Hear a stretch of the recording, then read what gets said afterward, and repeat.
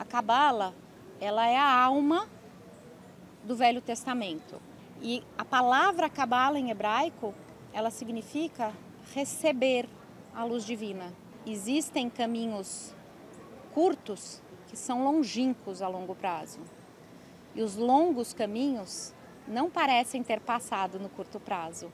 Então eu acho que a gente tem que buscar esse equilíbrio o tempo todo na vida, todos os dias. Olá, boa tarde a todos vocês. Obrigada pela presença. Mas eu quero primeiro agradecer, assim, é uma honra estar apresentando esse talk essencialmente aqui na Casa Cor Ceará, aqui nesse jardim do Arthur Bonavides, lindo, né? Lindo. Tão acolhedor, e receber esse ser tão iluminado. E a Cris, que é uma amiga em comum, me passou o contato da Mônica Koren, que eu vou falar aqui um pouquinho dela para vocês. Ela que é estudiosa da Cabala e espiritualidade e tem muito, muito mesmo a nos ensinar. E a Mônica é um desses seres iluminados que a gente tem aqui tão pertinho da gente. Obrigada, Márcia. Boa tarde. Para as que eu não conheço, prazer, meu nome é Mônica, Koren de casada. Algumas aqui eu conheço muito bem e amo de paixão. E você é um ser de luz, né? Por pegar pessoas e conseguir transmitir para os outros, né?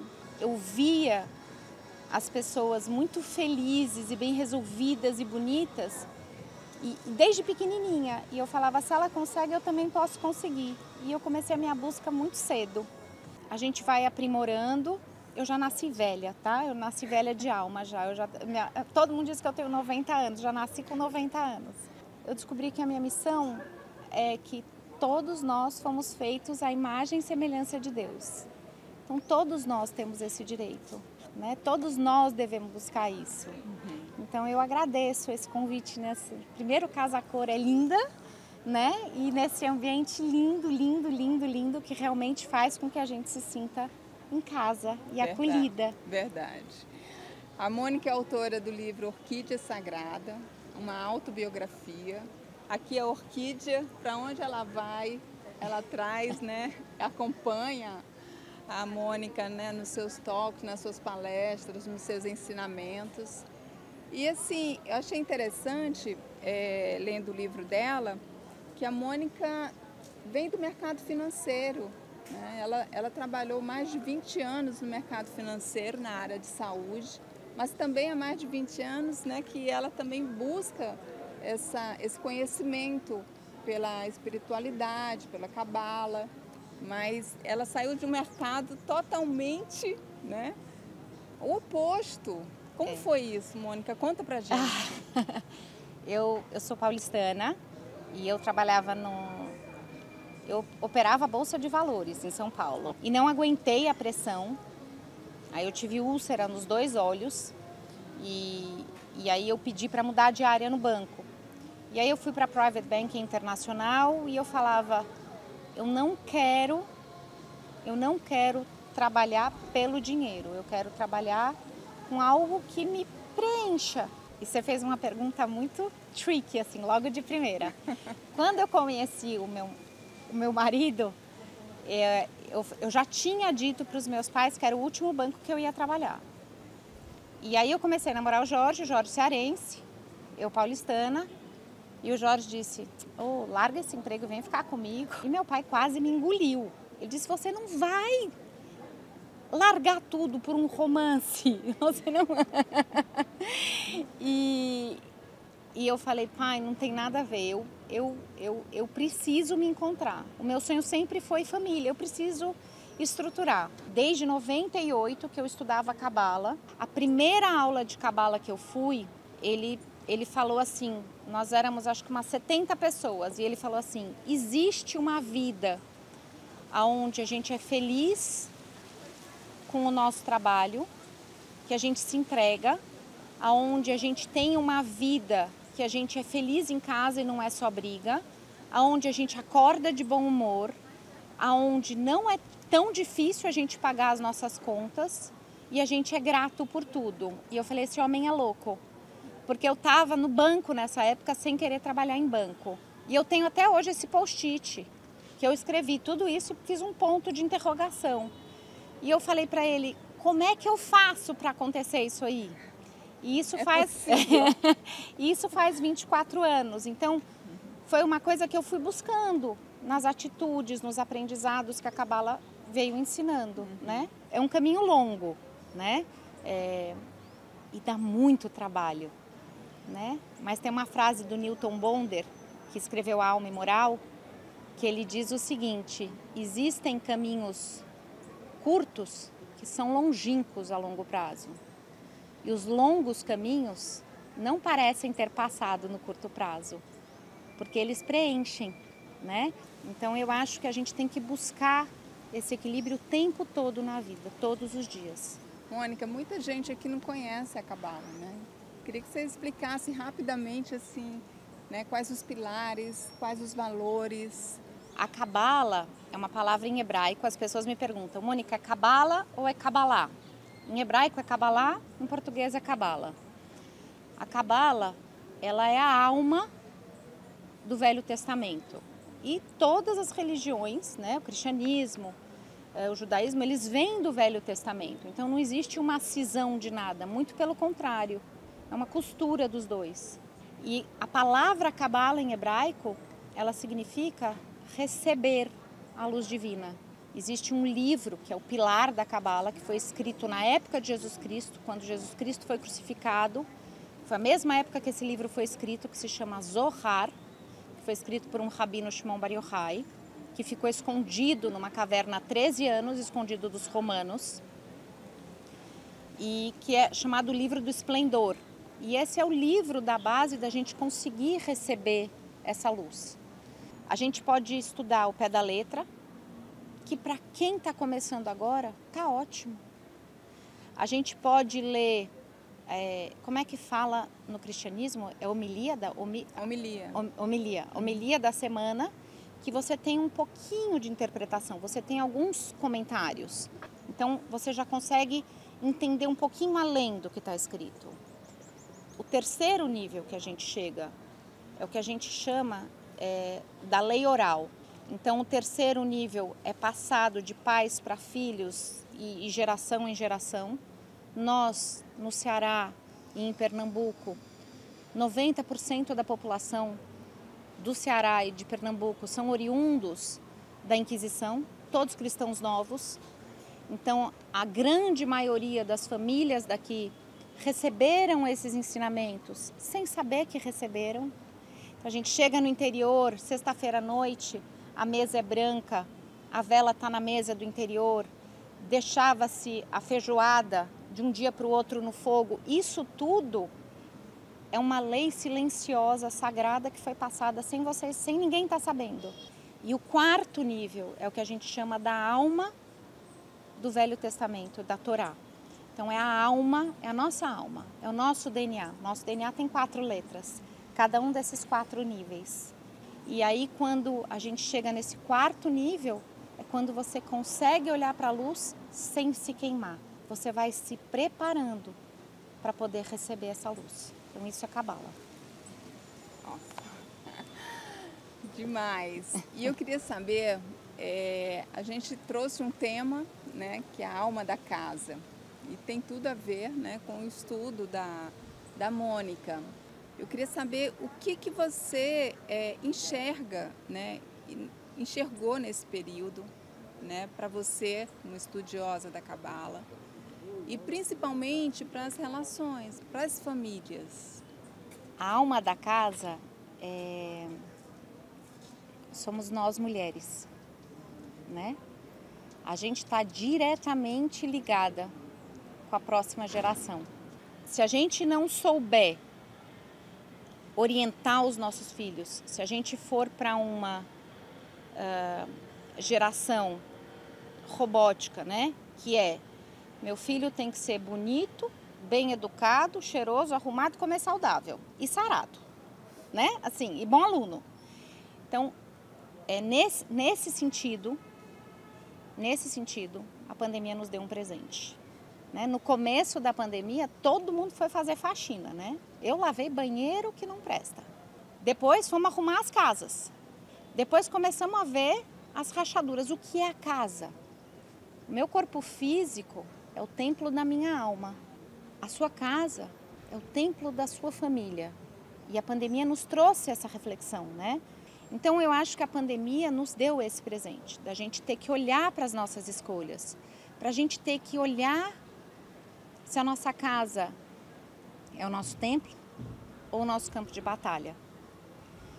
E aí entra a sabedoria feminina. Qual é o nosso papel como mãe e como esposa?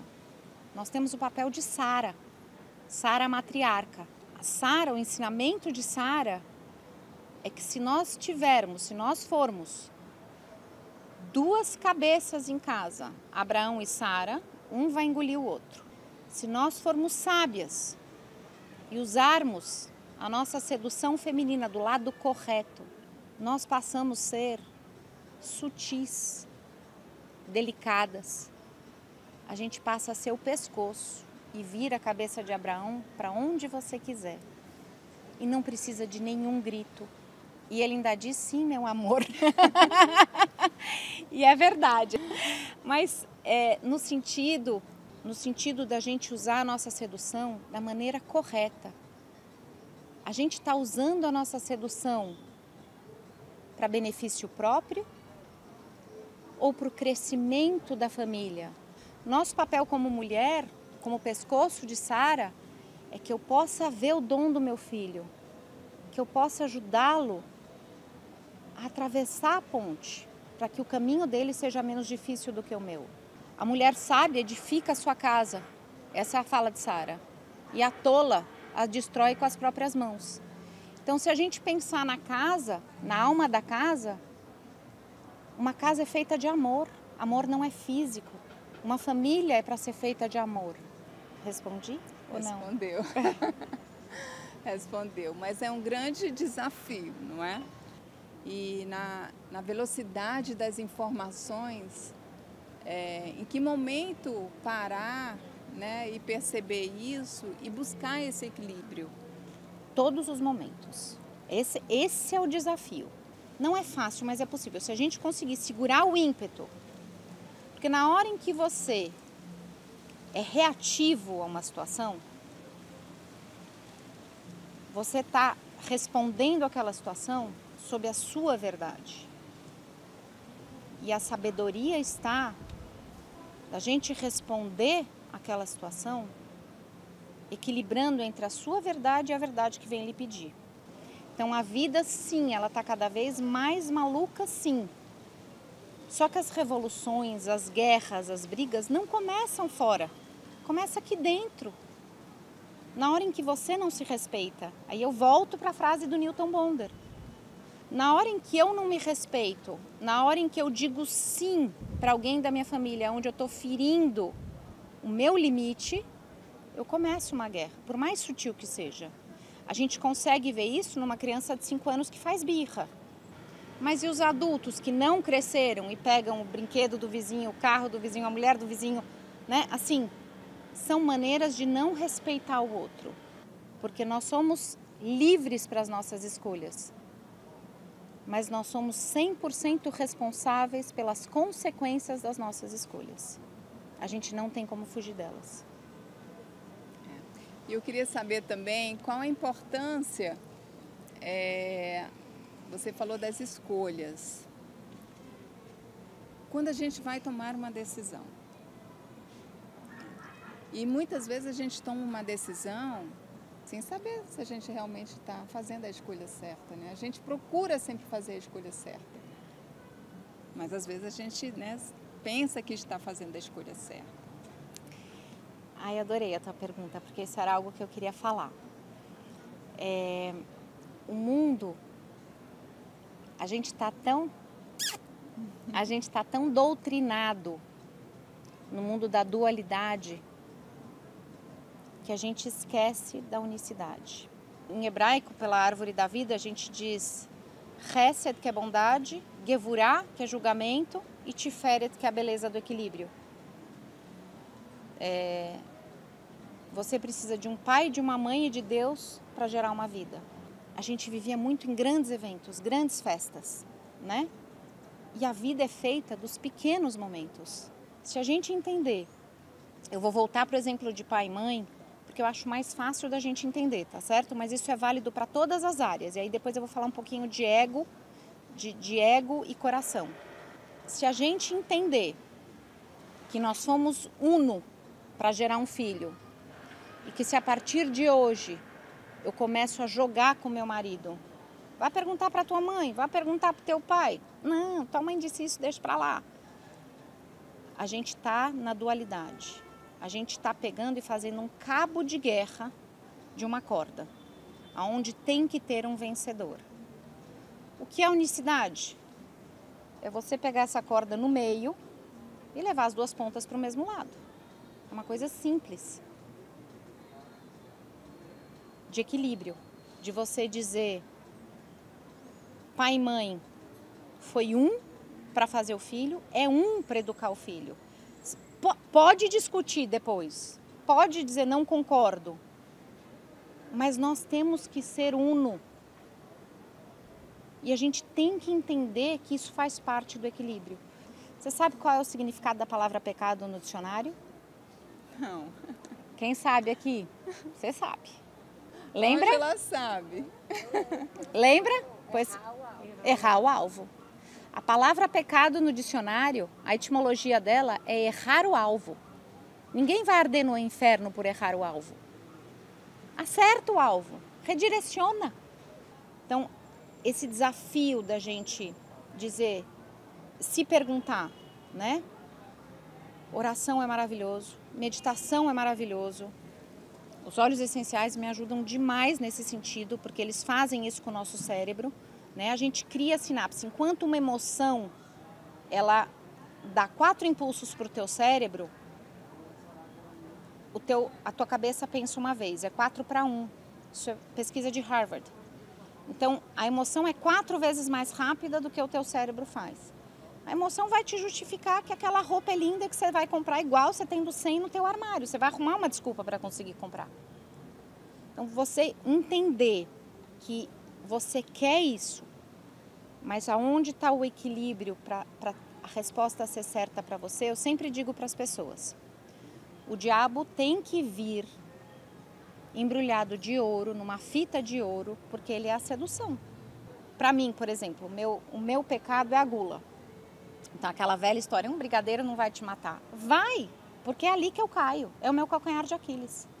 A gente cai 300 vezes por dia, mas a gente tem que levantar 301. Mônica, eu vou ter que encerrar aqui a gravação, mas a gente continua o nosso papo.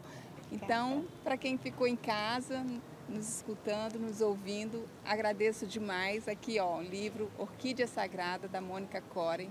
Muitíssimo obrigada por essas palavras cheias de luz e tanta espiritualidade para a gente. Eu que agradeço. Obrigada a todas vocês. Obrigada.